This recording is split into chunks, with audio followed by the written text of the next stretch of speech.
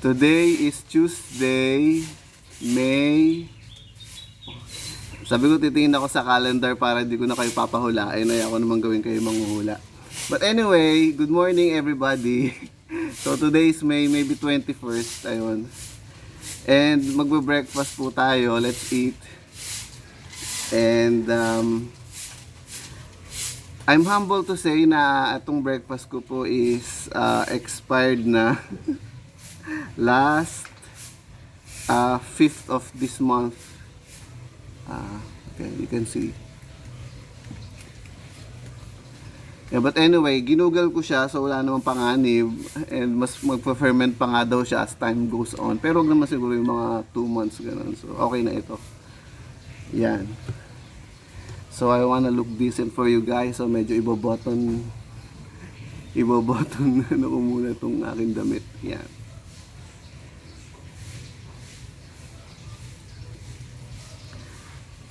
So sama-sama tayo guys dito mag-breakfast. Kahit nasa Europe kayo, mag-dinner kayo, whatever. Yan. So let's be thankful.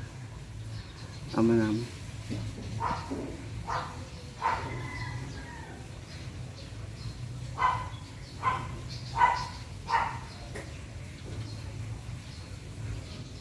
Panalangin ito po ang mga pinapaabot sa inyo sa kaitaasan, sa ngalan po ng Panginoon, aming Hari, Hesus Kristo. Salamat po. Amen. Yan, let's eat mga guys.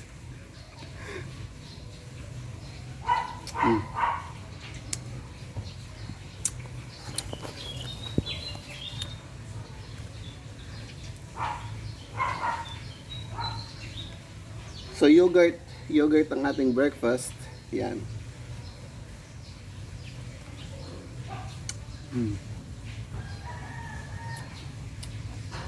So mixed berries. And ayun nga, sabi ko sa inyo, expired na ito pero it tastes really good. Mas nag-ferment siya. To the extent na hindi naman hindi naman nagmasakit yung tiyan ko dito. So delicious.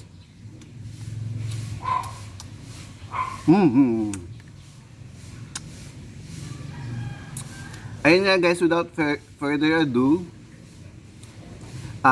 ayaw ko naman sayangin yung panahon natin sa mga walang kabuluhang bagay. So, mag-share na po tayo ng mga makabuluhang bagay.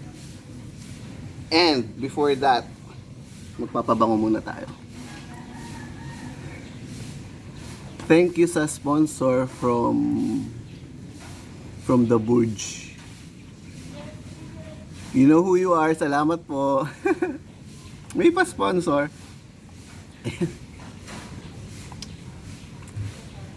Yan, so this is Kelly Kalesh from Hermes and this is a parfum.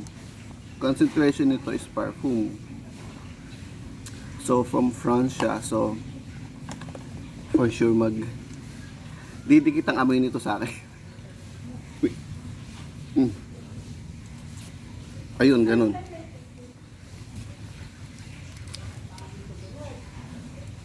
Yun na.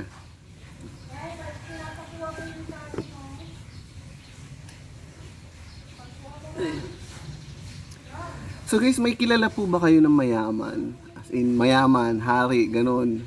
Or kayo mismo sa sarili nyo na na-experience nyo na or mayaman kayo ngayon na talagang aminado kayo or tanggap nyo sa sarili nyo na, oh, I'm rich, ganun.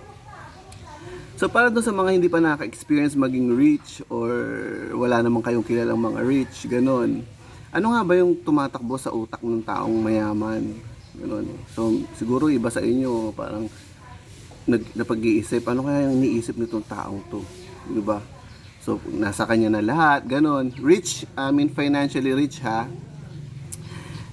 Pwedeng spiritually rich din siya. Pero we're talking about right now is financially rich. So yun, may hinanda ako guys sa inyo na kung ano yung tumatakbo sa tao ng tumatakbo sa utak ng taong mayaman o ng hari. So i-sample natin si Haring Solomon. So kung familiar kayo sa kanya, ginamit siya ng Diyos para magsulat ng aklat, and itong aklat na ito is called Ecclesiastes, or in English Ecclesiastes. Ayun, so ayun nga, ang sabi ng ni Haring Solomon ay ganito. Mayaman siya, guys. Ito yung tipong pag may handaan, 50 na baka yung kanyang ipapalet down, and then fiesta, ay hindi naman fiesta, ano pala, and then kainan na. So ayun, ang sabi niya sa atin dito sa kanyang sinulat na aklat ay ganito, sa Kabanata 1, talata 3 hanggang 4 ay ganito.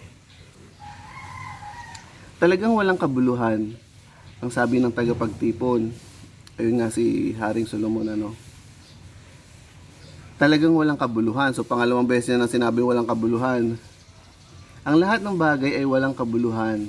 Ano ang pakinabang ng isang tao sa lahat ng pagsisikap niya, sa pagpapakapagod niya sa ilalim ng araw? And then kung tatalon tayo dito sa talata 6 ay sabi ganito.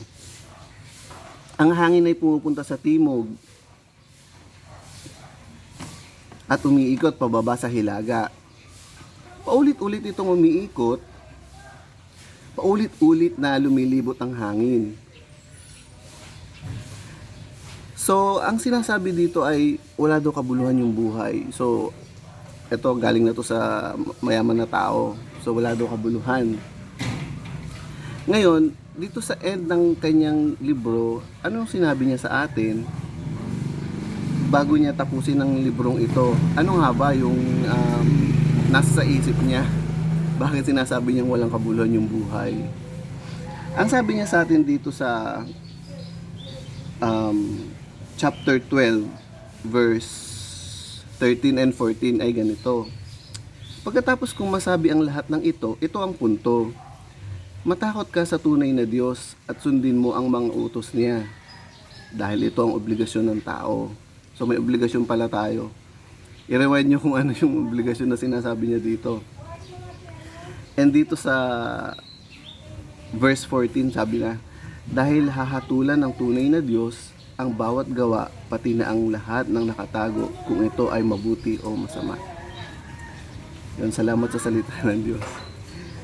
So ayun guys, nakapag-breakfast na tayo and medyo nakabasa tayo ng konting ayun, alam nyo na. And I hope itong initial video ko, or although marami na akong video from the past, is ayun, magustuhan nyo sana. So ayun, itutuloy ko na yung breakfast ko and naka 8 minutes na tayo. So I'm sure mag-e-enjoy kayo sa 8 minutes na yan. And for sure ako rin mag-e-enjoy. I-review ko siya paulit-ulit. Salamat po sa mga nanood and salamat po.